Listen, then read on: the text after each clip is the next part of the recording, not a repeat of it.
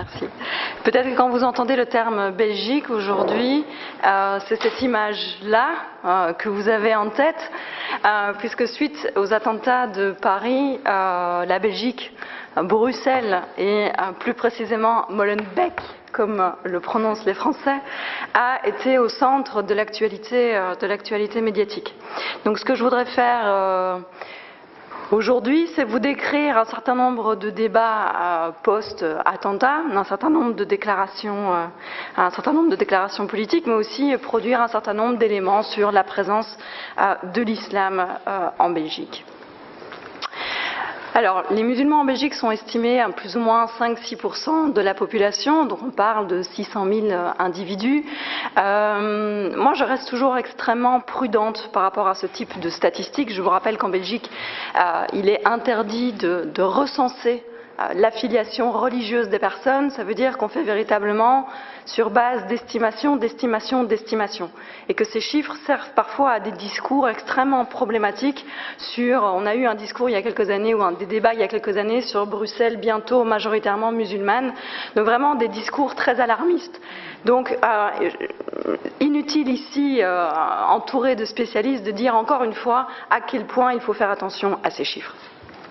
Évidemment, il y a une pluralité de groupes ethniques, mais la majorité, là on va encore parler de chiffres, plus ou moins 80% de cette communauté musulmane serait issue du mouvement particulier de main-d'œuvre qui est le Guest Workers Movement, et donc les accords bilatéraux que la Belgique a conclus avec le Maroc et la Turquie en 1964. Un élément très important aussi, c'est que la Belgique est un État neutre, mais qui organise et qui finance les cultes reconnus, qui aujourd'hui sont au nombre de 8, les bouddhistes étant dans le pipeline de la reconnaissance, en ce compris la laïcité, puisque la laïcité en Belgique c'est un culte reconnu, c'est une spécialité belge. Donc ça veut dire que dans les écoles publiques, on a des cours de religion donc pendant les heures normales, et que donc les salaires du personnel religieux, donc les imams, va être pris en charge par l'État. Donc il y a toute une série de conséquences publiques à cette reconnaissance. Alors, ce que vous devez savoir aussi, c'est que dans la partie flamande du pays, je vais sans doute beaucoup utiliser le terme communauté. Il faut savoir que la Belgique est organisée sur base de communautés. Les communautés, donc sur base d'un point de vue ethnique et langagier, les flamands d'un côté, les francophones de l'autre. Et les pauvres germanophones au bout du pays. Et donc, en Belgique, et dans la partie flamande, il y a un parti d'extrême droite extrêmement fort, le Vlaams Belang. Et nous avons aussi un parti nationaliste extrêmement puissant, ce qui veut dire que ces questions migratoires, ces questions d'immigration, ces questions d'islam sont extrêmement politisées dans le débat public, et que du côté francophone, nous avons l'influence du débat français, puisqu'il y a un dicton en Belgique qui dit que lorsque Paris s'enrhume, Bruxelles éternue. Alors évidemment, les attaques de novembre 2015 à Paris vont avoir des répercussions en Belgique. Évidemment, elles ne se déroulent pas dans un contexte, passez-moi l'expression, mais vierge de débat public regardant l'immigration d'une part et évidemment l'islam d'un point de vue plus particulier. Ce que je voulais vous dire aussi en termes d'introduction, c'est que en Belgique, il y a une très forte influence d'États tiers. L'Arabie Saoudite, j'ai pris l'image de la Grande Mosquée de Bruxelles, à qui on a confié les clés de la gestion de l'islam pendant des années. Mais il y a aussi des États d'origine qui jouent une influence extrêmement importante, comme l'ambassade marocaine, mais aussi la Diyanet turque, dont la volonté de collaborer avec les États belges n'est pas forcément évidente. Il y a aussi en Belgique un véritable problème en termes de leadership musulman, de leadership au sein des associations islamiques. Donc ceux qui déplacent, en tout cas dans l'espace francophone du pays, ceux qui déplacent du monde, eh bien ce sont des Français, c'est Rachid Benzine, c'est Tariq Oubrou, et dans un autre style, c'est Tariq Ramadan. Mais donc il y a une véritable manque et pénurie de leaders musulmans pour porter un certain nombre de discours. En termes de représentation politique, il faut savoir qu'en Belgique, il y a beaucoup de personnes qui sont élues, qui ont un background d'origine marocaine, turque, et certains s'affichent ouvertement comme étant musulmans. Je vais revenir sur 2 cas si j'ai le temps. Mais peu d'entre eux vont prendre des positions lorsqu'il est question de débats publics relatifs à l'islam. Je vous ai pris donc un exemple, c'est un jeune prédicateur, Ilyas Hazaouej, qui est parti en Syrie, qui y est décédé d'ailleurs, qui avait, au moment des élections locales de 2012, fait un montage en disant, voilà, votez pour eux, ils sont musulmans, ils vont faire avancer la cause, sans demander aux personnes d'ailleurs leur accord, ce qui a posé quand même un certain nombre de problèmes. Mais donc la faible prise de parole sur ces questions a été d'ailleurs problématisée par des lobbies. Je vous ai pris un exemple toujours la même campagne électorale de 2012, de Vigilance musulmane, qui a repris les slogans des partis politiques pour les détourner. Donc en anglais, si on prend le Parti socialiste, ça donne « Your daily activities to discriminate us ». Si on prend the Green Party for durable and sustainable discrimination. So that was a bit the idea.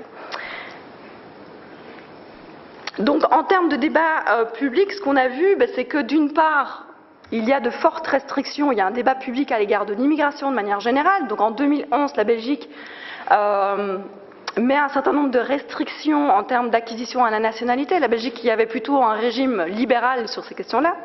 2012, restrictions sur le regroupement familial, où on va en fait introduire des différences aussi pour viser les Belges d'origine étrangère qui procèdent au regroupement familial.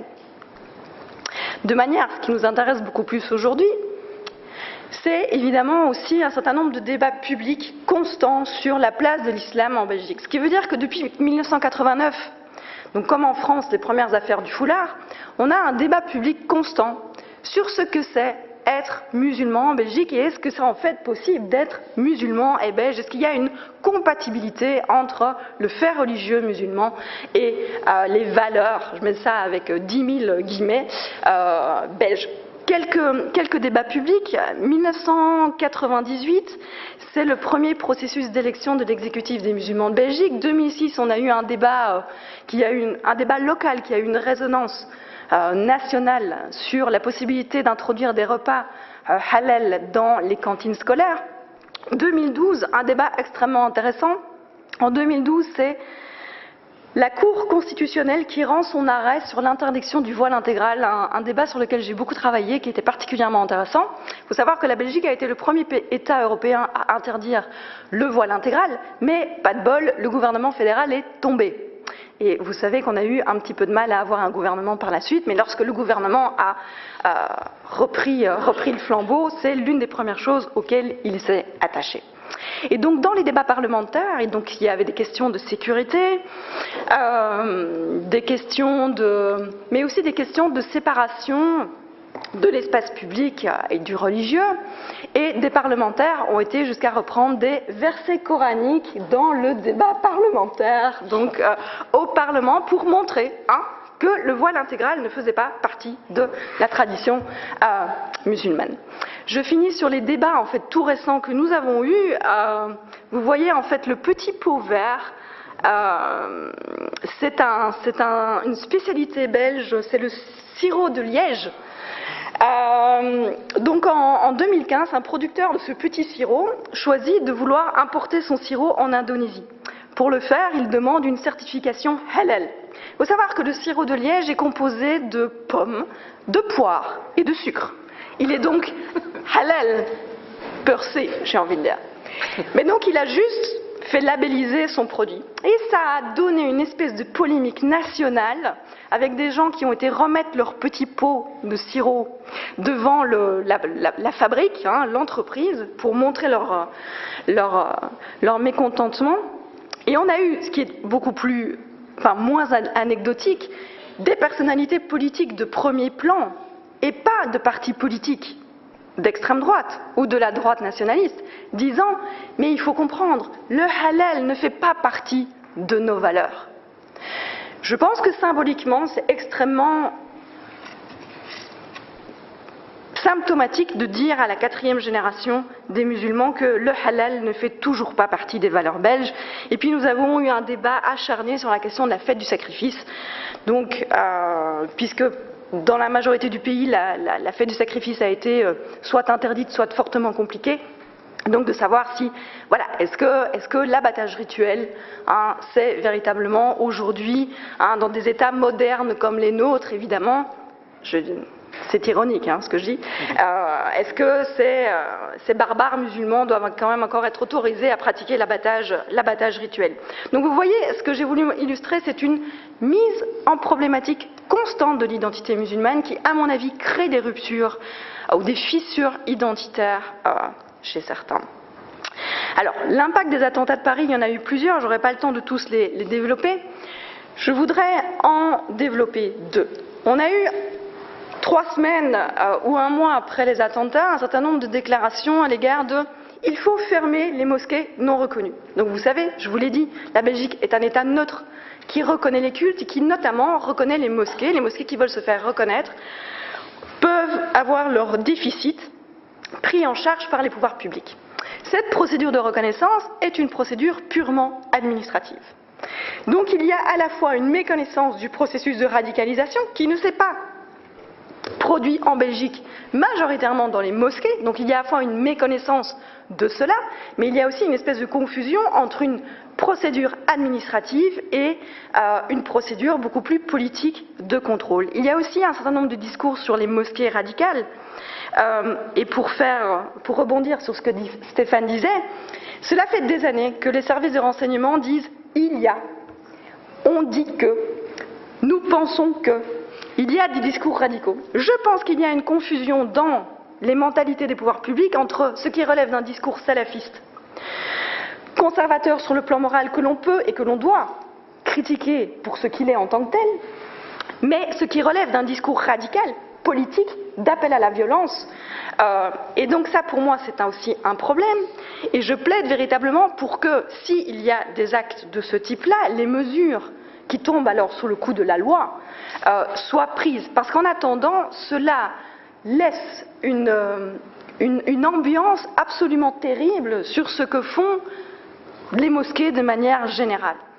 Une autre proposition qui est sortie du parti socialiste, enfin de certains leaders du Parti socialiste, et pas que d'ailleurs, c'est d'inscrire le principe de laïcité dans la Constitution. Et là, des hommes politiques belges francophones, mais de premier plan quand même, dit ce principe de laïcité va nous permettre de combattre, d'empêcher la liste islam, puisqu'en fait en 2012, oui, ça c'est ce que je vais vous montrer ça après. En 2012, nous avons eu donc un parti politique islam qui s'est présenté à Bruxelles. Ils se sont en fait présentés avec un programme tout à fait mainstream, mais en tout cas sur leur flyer, ils présentaient 3 revendications concrètes de longue date de la communauté musulmane, j'ai envie de dire. Le foulard, les jours de congés spécifiques et le halal dans les cantines scolaires. C'est bien sûr ce programme-là qu'ils ont été élus. Ils ont eu 5000 voix à Bruxelles, 2 élus. Et c'est après leur élection, lors de la conférence de presse, qu'ils ouvrent la conférence de presse avec la shahada et qu'ils se disent en faveur de l'insertion en Belgique de la charia, qu'ils n'ont jamais été d'ailleurs capables de définir. Et donc, selon ces hommes politiques mainstream d'un parti politique francophone, la laïcité va nous permettre de lutter contre ce parti islam, de les empêcher de siéger. Évidemment, d'empêcher de siéger, puisque la Belgique, pays du surréalisme, est aussi le premier pays européen où nous avons une députée voilée, ce qui a causé beaucoup de polémiques. Donc on ne pourrait plus avoir donc une députée voilée. Par contre, le parti catholique flamand ne pose évidemment aucun problème. Donc voilà, c'était intéressant de dire que le principe de laïcité va viser surtout ce qui peut relever de la religion musulmane, mais pas ce qui relève d'un héritage classique.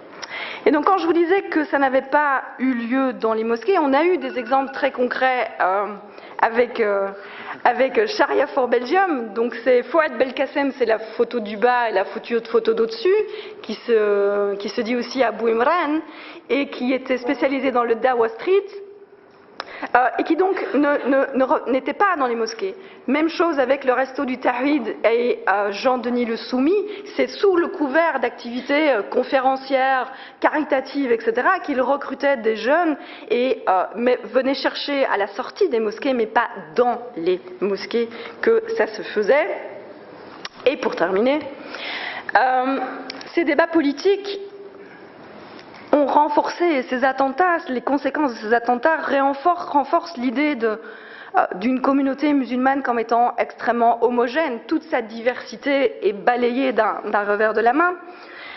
Il y a donc un gros débat actuellement sur la Grande Mosquée de Bruxelles, le salafisme, le rôle de l'Arabie Saoudite, que les autorités politiques belges semblent découvrir aujourd'hui. Mais il y a une forme de paradoxe politique. C'est extrêmement difficile, et ça je peux vous le dire, pour une association musulmane belge d'obtenir des fonds publics et d'être reconnue et d'être financée lorsqu'elle veut mener un certain nombre de projets relatifs à la citoyenneté en se disant ouvertement et clairement musulmane. Si vous voulez faire de l'interculturalité, il n'y aura pas de problème, vous allez être financé. Mais si vous vous présentez comme étant une association musulmane et que vous voulez faire un certain nombre de choses, c'est extrêmement compliqué. Et surtout, ce type de déclaration à l'égard de la fermeture des mosquées reconnues, de la fermeture des mosquées radicales, de l'inscription du principe de laïcité dans la Constitution, semble montrer que l'on est avant tout dans une compréhension politique de la radicalisation comme étant une question religieuse, purement religieuse et principalement religieuse. Et je ne dis pas que la religion n'est pas importante, mais je dis que c'est le premier prisme de réponse, alors que c'est aussi un problème politique, et bon, je suis politologue, j'aurais tendance quand même à dire que c'est surtout un problème politique. Et donc c'est sur ce côté-là qu'il va falloir aussi travailler, et ce que ça balaye, c'est que on peut montrer clairement aujourd'hui que l'individualisation et le processus de sécularisation de l'identité musulmane belge est en cours, il est en train d'émerger, mais qu'il y a aussi un lien très très clair, ça je peux le démontrer statistiquement, entre le sentiment de discrimination et une religiosité, une pratique religieuse plus importante. Ce qui veut dire qu'on est tous, et ces discours, ces pratiques vont avoir un impact très concret sur la manière dont l'islam va être vécu dans les prochaines années en Belgique. Je vous remercie. Voilà.